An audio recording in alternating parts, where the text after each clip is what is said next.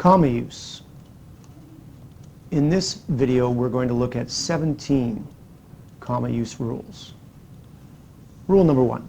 Use a comma before coordinating conjunctions that join two independent clauses. Let's look at this example. In this example, we have two independent clauses. The first, May will arrive at noon, comes before the coordinating conjunction but. This is an independent clause because we have a main verb, will arrive, and a subject, may. The second independent clause is she has to leave at 1:30 p.m. Has is the main verb, and she is the subject. So we have two independent clauses, subject verb plus subject verb joined by a coordinating conjunction. In that case, a comma is required after the first independent clause. Rule number 2. This is related to rule number 1. Do not use a comma if there is not a complete independent clause, both before and after the coordinating conjunction. So here we have an independent clause before the coordinating conjunction. Again, will arrive is the main verb, may is the subject. We have our coordinating conjunction but. However, after the coordinating conjunction, we have leave, which is a verb, but no subject. In this case, the entire sentence is one independent clause. We don't have two separate independent clauses. So really this whole sentence is one independent clause. Therefore, no comma is required before the coordinating conjunction. Rule number 3. Use a comma to separate a subordinate clause at the beginning of the sentence for the rest of the sentence. If a subordinate clause, which we know begins with a subordinate conjunction like if or because or since, there's many others, I'll say etc. here. If a subordinate clause opens the sentence and is followed by the main subject and verb, then we put a comma after the subordinate clause. Rule number 4. Usually no comma is required if the subordinate clause follows the independent clause. So in this sentence, it's a reverse of the sentence we just saw in rule number 3. Here, we have our subordinate conjunction. The subordinate clause is at the end of the sentence. It follows the subject and verb. In this case, no comma is required between the subject and verb and the subordinate clause that follows it. Rule number 5 is similar to rule number 3. Use a comma to separate a long introductory phrase or series of short prepositional phrases from the rest of the sentence. In this case, instead of a subordinate clause at the beginning of the sentence, we have a very complex prepositional phrase. When we have an introductory phrase at the beginning of the sentence coming before the subject and the verb, to make things extremely clear, include a comma after the introductory phrase. However, if the phrase is very short, for example, in the forest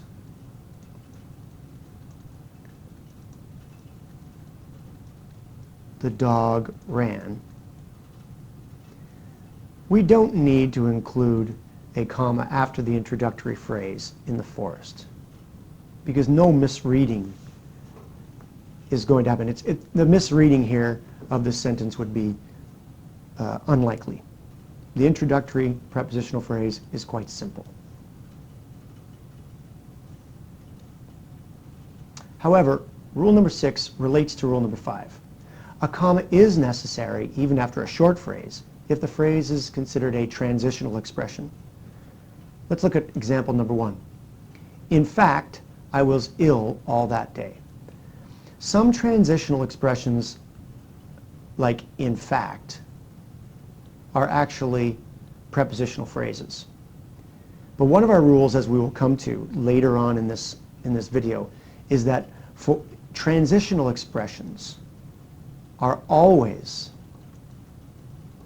separated from the rest of the sentence with commas. And in fact, just like however,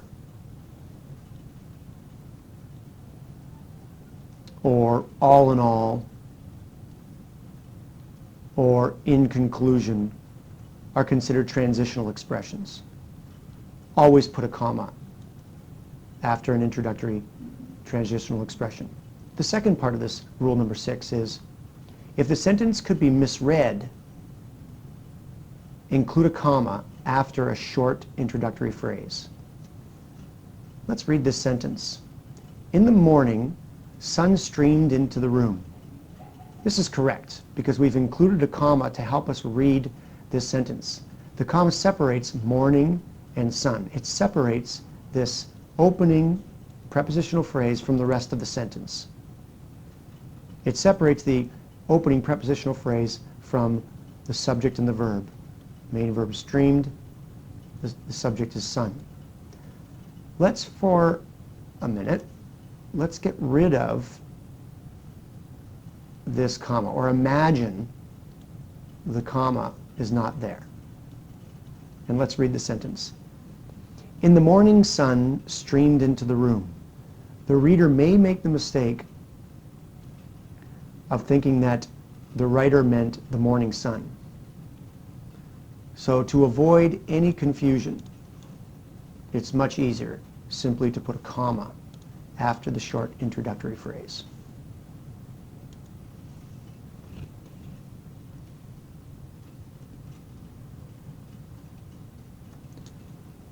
Rule number 7. Use a comma to separate all introductory verbal phrases from the rest of the sentence. A verbal phrase often consists of a verb followed by a prepositional phrase.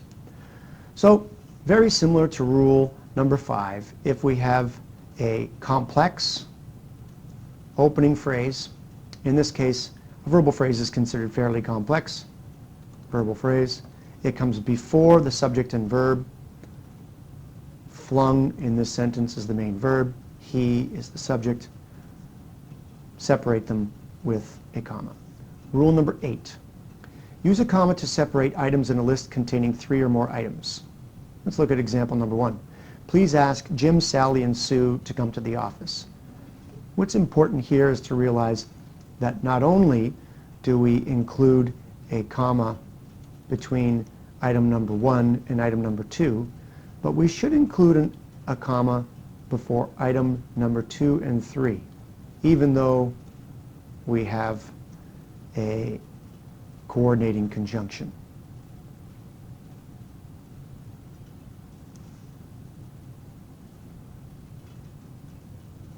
Rule number 9. Use a comma or commas to separate transitional expressions from the rest of the sentence. Your course pack, by the way, has a list of transitional expressions. Transitional expressions help with the flow or cohesiveness of your writing, and they also link ideas in terms of expressing the logic between the two ideas. Example number 1, consequently, John was late for work. Was is our main verb, and the subject in this sentence is John. We have a word here, consequently, which is a transition. It helps indicate logic between this particular sentence and presumably a sentence that came before it. So be sure to include a comma to separate it from the rest of the sentence. In example number 2, Mary, on the other hand, did not complete the assignment.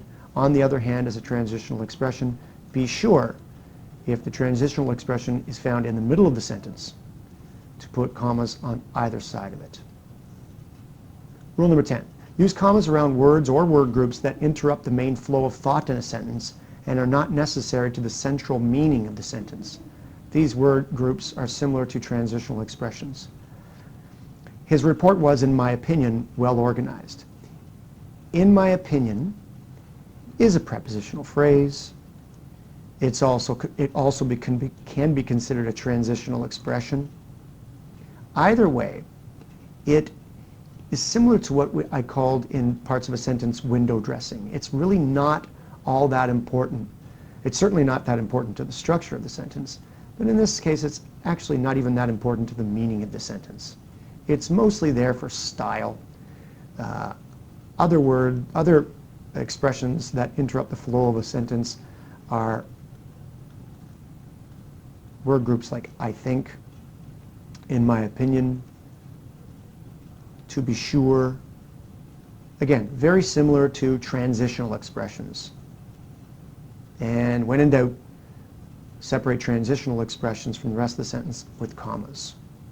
Rule number 11. Use commas to separate appositives from the rest of the sentence. Now, appositives are word groups that explain or give some additional information about other words in the sentence and do not begin with who, whom, which, or that. For example, Sue and Mary, my best friends, will both be at the party tonight. My best friends is an appositive.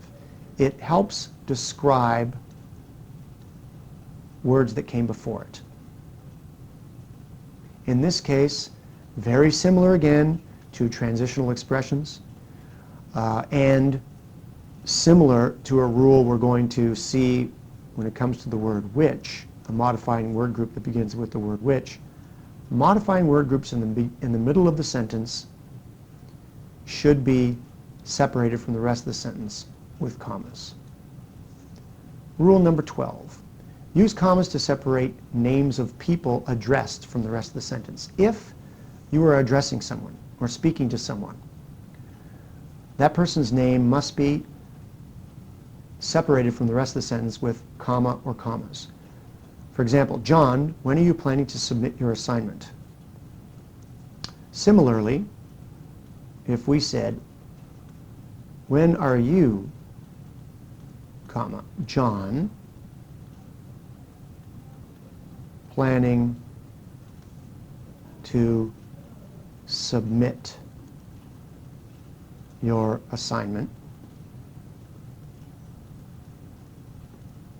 two commas are required, one on each side of John, because we must separate the person being addressed from the rest of the sentence.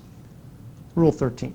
Use commas to separate each item of information in an address or date. However, do not use a comma to separate the month from the year when no day is used. For example, Mary Sue used to live at 4456 Queen Street, Edmonton, Alberta. We have three parts to Mary's address. The first part is her street address, then the city, then the province. Each item must be separated with commas. This is a similar rule if applied to dates. So look at the second example. The last meeting was held on Tuesday, October 20th, 2006. The day of the week is one part of the date. The month and day is another part of the date, and the year is the third. Each item must be separated from the rest of the sentence with commas. And finally, Bob and Kelly were married in June 1987. If no date is included with the month, no comma is required. Rule number 14. If the address or date appears at the beginning or in the middle of a sentence, place a comma at the end of the last item. Paris, France is my favorite city. This is correct. Notice, if we didn't put a comma in after both the city and the province, confusion, in this case, with these words would result. Paris, France, is my favorite city. Here, this sentence, Paris, France is my favorite city, means we're speaking, presumably, to a person named Paris, and we're stating that France is a city, which would be incorrect. So confusion and misinterpretation could result. Similarly, in the second example, June 4th, 2009 was the day I finally graduated from college. Be sure not only to separate the date June 4th from the year with a comma, but make sure that after the year you place a comma to avoid any confusion. Rule number 15. Use commas around a descriptive phrase or clauses introduced by who, whom, whose, which, or that, if the phrase or clause is not necessary to the central meaning of the sentence. If the descriptive phrase or clause is necessary to the central meaning of the sentence, do not use commas. This is probably the most difficult of the comma rules because some judgment, it's not cut and dry, some judgment is required on the writer. Let's look at the first example. All students who do their assignments will pass the course. In this case, the writer is saying that who do their assignments is essential. It's a modifying word group that is essential to the meaning of the sentence. And because it is so essential, no commas are included around this modifying word group. In the second sentence, the writer is saying that this modifying word group, beginning with who, is non-essential to the central meaning of the sentence. John, who is sitting in the back row, is my cousin. For the writer, who is sitting in the back row could be eliminated from this sentence, and the central meaning of the sentence is still conveyed. In that case, commas are required around non-essential modifying word groups. Rule 16. Use a comma whenever its absence might cause the sentence to be misread. This was alluded to earlier. Let's read these two sentences. Inside, the boys were quietly playing a game of Monopoly. We use a comma after inside because if we didn't, we would probably force the reader to read the sentence again, because without that comma,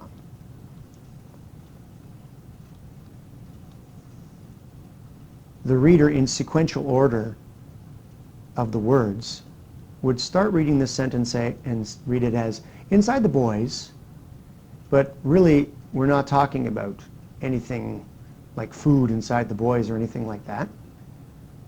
We want to mention that inside, presumably a house, the boys are doing something like, in this case, playing a game of Monopoly.